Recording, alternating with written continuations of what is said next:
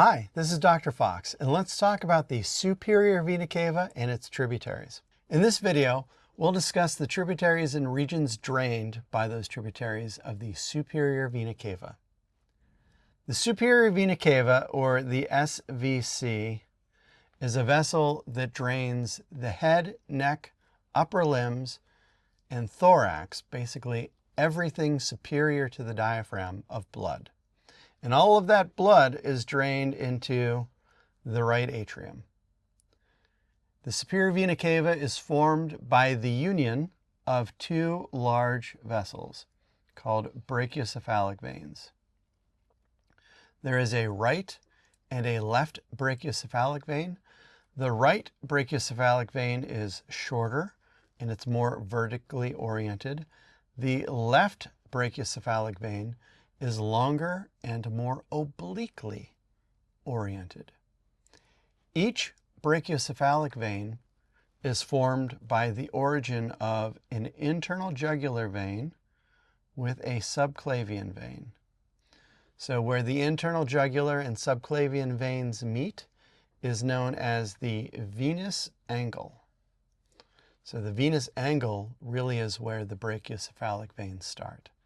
And I point this out to you because it is a significant location for the return of lymph back into the cardiovascular system, because lymphatic ducts are going to drain into the vicinity of the venous angles, both on the left and the right sides.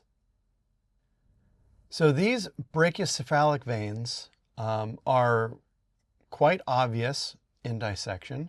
So let's take a look at this cadaveric donor image here. Here is the superior vena cava. Here's the very long and oblique left brachiocephalic vein. Here's the very short and more upright right brachiocephalic vein. And we can see that these brachiocephalic veins, I'll just look on the left side, are from the union of the internal jugular vein with the subclavian vein. So here is our venous angle. So recall the internal jugular vein is running along the common carotid artery within the carotid sheath of the neck. As a vessel, this is the major drainage of the head and neck with blood. So that's the internal jugular vein. The subclavian vein is the counterpart to the subclavian artery. And it is the principal drainage of blood from the upper limb as well as half the head, neck, and thorax. All of this blood is heading back to the right atrium. In addition to the superior vena cava and its tributaries, there is also an azygous system. Azygous means A for not zygous, which means yoked. So this, as oxen are yoked together. So this is not yoked, it is not paired together, is a system of draining the thoracic wall. And this is also going to drain into the superior vena cava, as we'll see. Now, if we look over here in this illustration, what's missing is a heart. And so we've talked about a lot of the great vessels of the heart. We can see how the superior vena cava is draining above the diaphragm. The inferior vena cava is draining below the diaphragm. But this really excludes the possibility of many other vessels kind of laterally coming in to drain either thoracic viscera or the wall of the thorax. And so the solution to that is the azygous system. So the azygous system, from a very high level, consists of three major vessels. There's the azygous vein, the accessory hemiazygous vein, and the hemiazygous vein. And all three of those vessels are going to receive blood from intercostal veins. So on the right side of the donor, so that is right and that is left, we have intercostal veins draining intercostal spaces. So the intercostal arteries, both anterior and posterior, supply those spaces. The intercostal veins drain them. On the right side, those right intercostal veins drain into the azygos vein.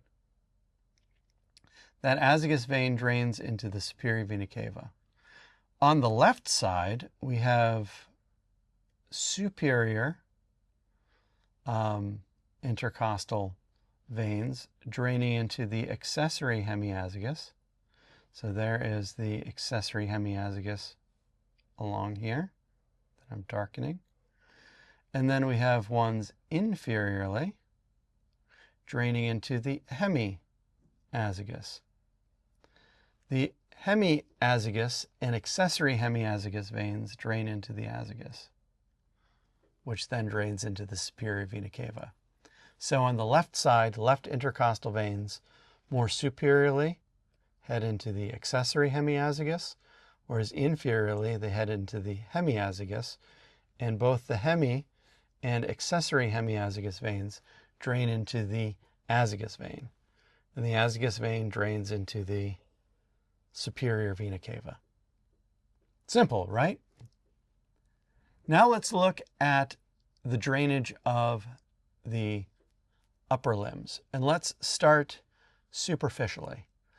The superficial veins of the upper limb are quite variable, but at a high level, there are two that you want to be aware of. There is medially the basilic vein and laterally the cephalic vein.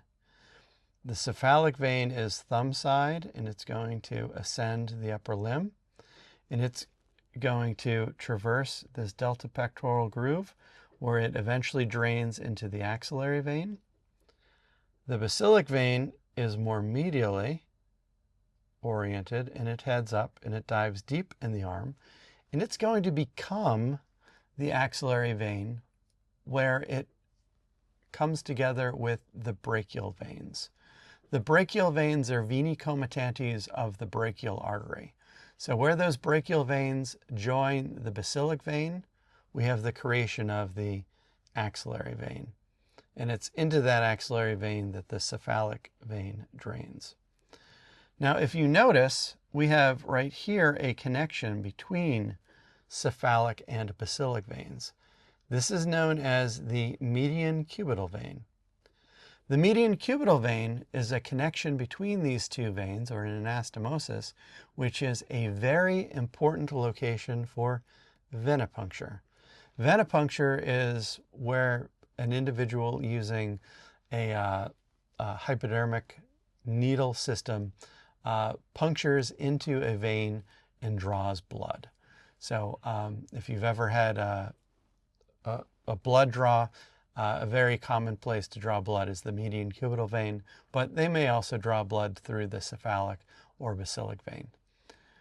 Now, the remainder of the veins of the upper limbs are the deep veins.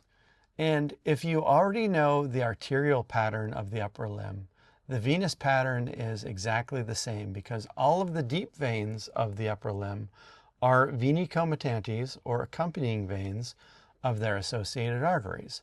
So for instance, there are the radial and ulnar arteries, and then there are venae comitantes of the radial and ulnar artery. There is the brachial artery, and then there are the venae comitantes of the brachial artery. Those brachial veins are the ones that come together with the basilic vein to become the axillary vein.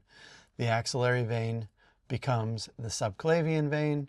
The subclavian vein joins the internal jugular vein to become the brachiocephalic vein, which joins its contralateral partner to become the superior vena cava. So let's take a look at the superior vena cava here. We can move this around. Let me color in some of the vessels here for you. There's the SVC. Just draw a line there. There is the long and oblique left brachiocephalic vein.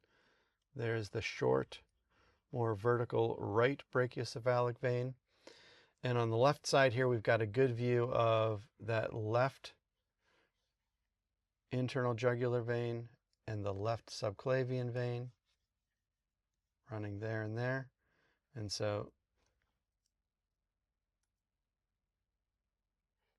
right here, what I'm coloring in green is the venous angle. So I can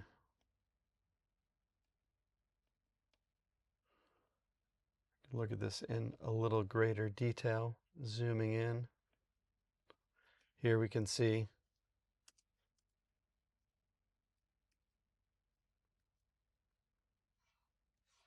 subclavian veins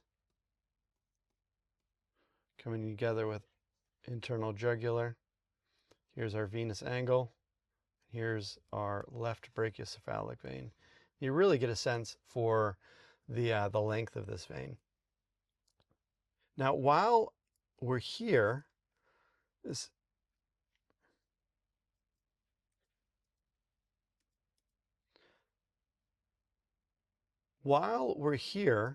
is a really good opportunity to develop an appreciation for the layers of these vessels. So,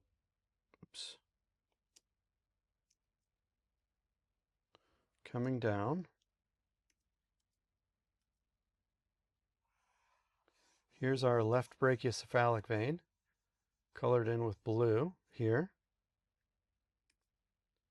Here's our arch of the aorta, colored in red. There's the brachiocephalic trunk. There's the left common carotid artery. There's the left subclavian artery. There's the trachea for the respiratory system. And there's the esophagus for the digestive system. So now we're getting a good idea of the relative relationships of these vessels and viscera at the root of the neck. So we've talked about the superior vena cava, its tributaries, and the regions drained by the tributaries of the superior vena cava. Thank you so much for your time, and I look forward to talking to you in the next video.